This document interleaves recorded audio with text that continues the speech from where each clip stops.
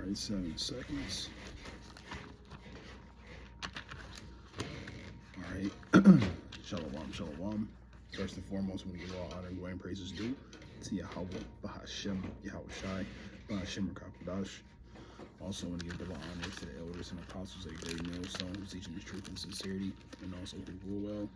Peace and salutations to the whole full elect, the scattered four corners of the earth, which you so-called Negroes, Latinos, Hispanics, Native American Indians, the true Israelites that's coming out, the elect nation of Israel, that is, you know, the nation that the Lord's dealing with. Okay, brother, you want from Great Millstone, Detroit, just back at you with another lesson.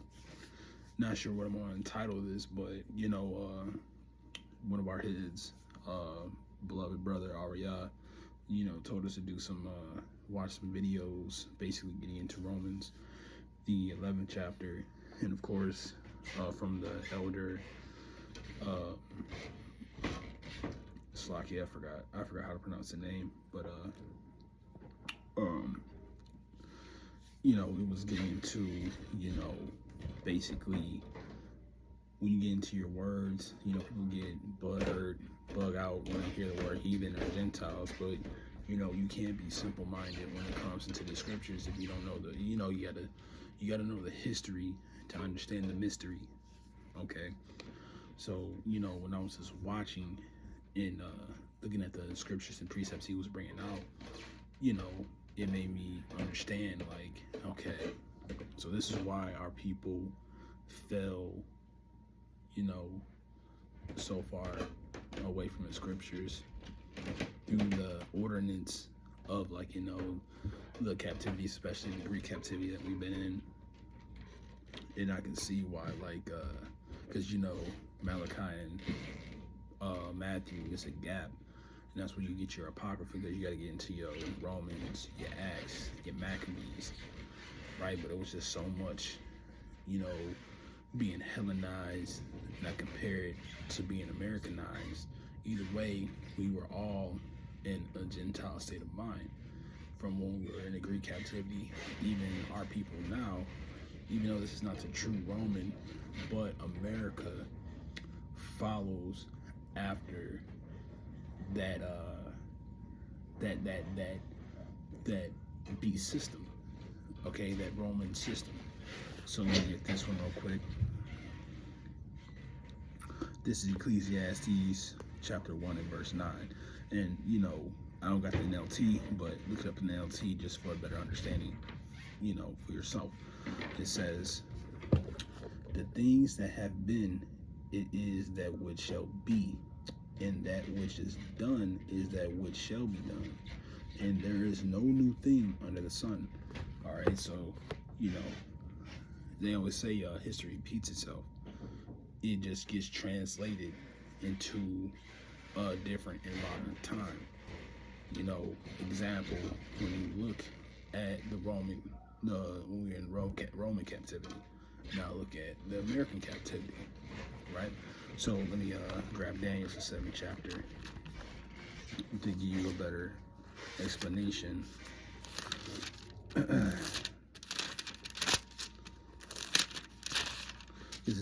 These are the captivities which Esau was ruling. Okay. All right, so I'll start at 6. It says, after this I beheld, and lo, another like a leopard, which had upon the back of his 4 wings of the fowl. The beast had also 4 heads, and dominion was given to him. So that's talking about, you know, Alexander the Greek, or Alexander the Creep, which is talking about the Greek captivity. All right, and those 4 wings of a fowl, that's talking about his 4 generals. All right, so this is the beginning of when Edom was ruling. All right, but here's the point. Verse 7, and this I saw in a night vision, and behold, a 4th beast exceedingly, and it had great iron teeth. It devoured and brake in pieces, and stamped with the residue with the feet of it. And it was diverse from all the beasts that were before it, and it had 10 horns. Okay, now let's talking about the the Romans. All right. Now, what made them diverse is because when you look at the prior kingdoms, the prior captivities that we were in, they had real kings, they had monarchs. All right, but what the Roman captivity had, they had a system. They had, you know, your senates. And then, like I said, this is why you say everything is translated into a different time, because back then they had your plebeians and your patricians. Over here in America, which follows after the Roman captivity and the Roman style, we got your Democrats and Democrats and Republicans. Okay, but it also just makes me think, when you look at history, how we were in the Greek, we were Hellenized. Hellenization was going on, which we had to take on the likeness of, what was going on in their time, because back in those days, they didn't want us to keep the law, statutes, and commandments. If not, it was times that, majority of the times we'll be put to death if we didn't follow the kings, like your Antiochus Epiphanes, your Alexander, no, not Alexander, but Antiochus Epiphanes, to say. So I'll get First Maccabees, and I had to write this one down. This is First Maccabees. I'll start at 12. It says, so this device pleased them well. Verse 13. Then certain of the people were so forward herein that they went to the king, who gave them license to do after the ordinance of the heathen. So, in our custom, one of our customs was to be circumcised on the 8th day, but, they didn't want that. They didn't want us to be circumcised. They wanted us to keep our foreskins on, right? And that was just, some of the things, and it came to a point where there were people that it was few that sided, and there was a few that kept the law, but it was always it would be a penalty if it was found out. So going down to verse 60, these are some things that happened, and it says, putting certain women to death that had their children circumcised, right? So if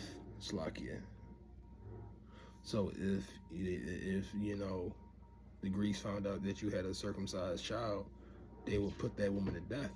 And then when you get into the latter verse, it says, verse 61, that basically they would hang the infant. All right, because it was a lot of things when I was watching the elders video. They didn't want us to keep our laws; they wanted us to conform to theirs. One was not read, like one was don't read the Torah, don't keep the Sabbath, but yet you want us to read about Zeus, right? And that's funny, you get into Greek captivity in Greek mythology. So I'm gonna jump down. This is First Maccabees chapter 3 and verse 48. And it laid upon the book of the law, wherein the heathens had sought to paint the likenesses of their images, okay, which was, iconoclasm. That's why you see like your little white angels, the white Jesus, so on and so forth. Now, just to add, 2 points to add to my point. Now, when you look at how the Christian church brings out the scriptures and talks about things, it kind of sounds just like, Greek mythology. You got God, which is, the world, his name is Yahweh, and he's compared to Zeus. Then you got the world only calls Jesus Christ, his name is Yahweh Shai, but he's compared to Hercules. Then when you look at Satan and Hades, burning into eternity forever, this is where I believe the Christian church gets that philosophy from. But when you get to true wisdom, knowledge, and understanding, it's not that. Okay? And even, like it's just even more to it, too. Grab this one in the book of Baruch.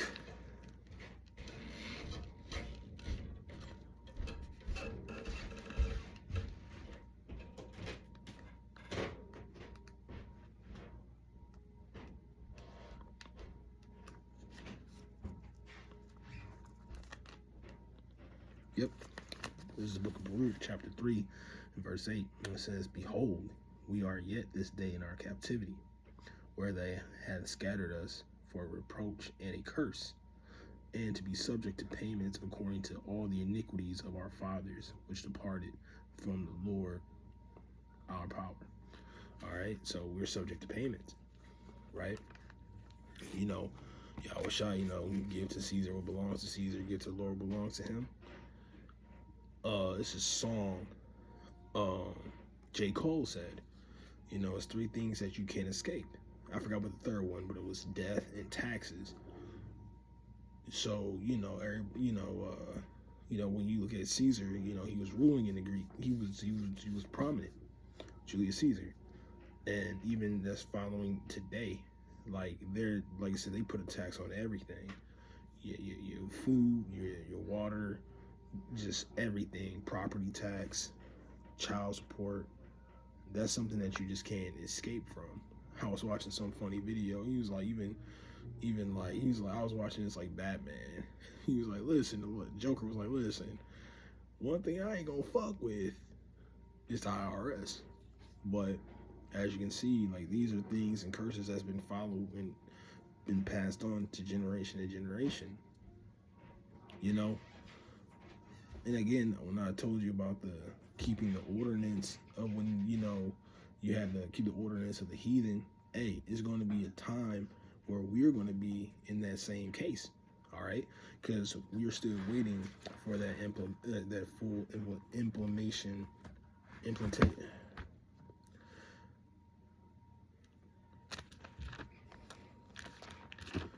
Just messing up my word. Full implementation. So like if when they're going to make this MOTB thing, mandatory, basically.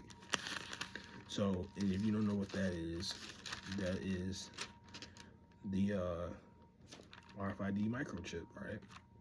So this is Revelations 13 and 16. It says, "And he had power to give life unto the image of the beast, that the image of the beast shall both speak, and he causeth that as many as would not worship the image of the beast should be killed."